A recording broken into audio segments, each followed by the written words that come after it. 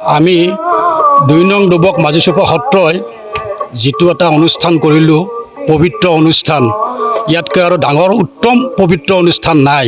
ভগৱত পাঠ আৰু ব্যাখ্যা অনুষ্ঠান।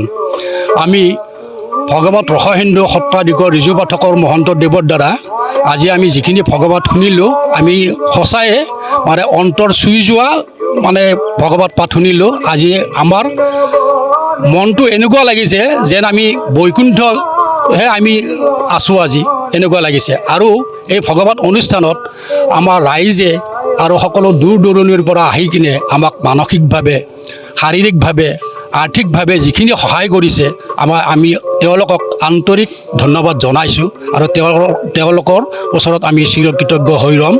আৰু এই পবিত্ৰ অনুষ্ঠান যাতে আমি প্ৰত্যেক বছৰে এনেকুৱাকৈ আমি অনুষ্ঠানটি কৰিব পাৰোঁ, তাৰ কাৰণে মই ভগৱানক প্ৰাৰ্থনা জনাইছোঁ যেন আমাক ইয়াতকৈ আৰু অধিক শক্তিশালী কৰি তোলে।